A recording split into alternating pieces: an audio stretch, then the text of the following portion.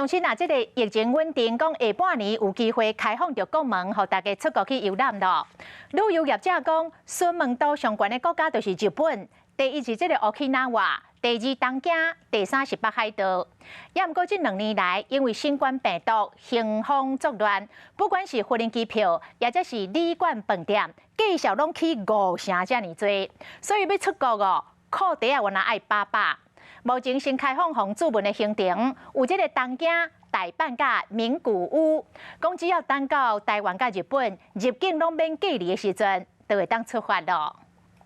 无人机飞过天顶，白色沙漠和蓝色大海，什么时阵会使过去日本的 Okinawa？ 因为世界各国开始开放，隔离时间减少，旅游业嘛看好下半年的开放国门，都等指挥中心的指示。出境观光什么时候解禁，其实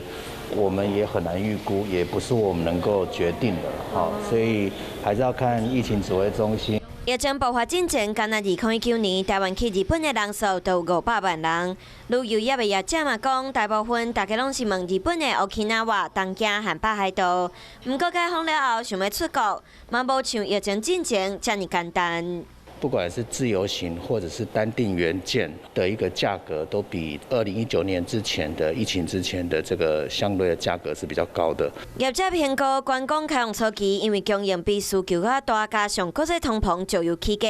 机票、饭店、餐饮拢会起价，可能起到5成。旅游业者目前已经开放预定行程，东京、大阪、名古屋拢有伫名单中，不过拢是要建立伫台湾、日本入境拢免隔离的条件之下才有法度。大家拢真少年的日本樱花，阁有美食，要是要等疫情阁较稳定。有事没事赶紧转开华视，还没有订阅华视的 YouTube 频道吗？赶紧按赞、订阅、开启小铃铛，我们华视 YouTube 见。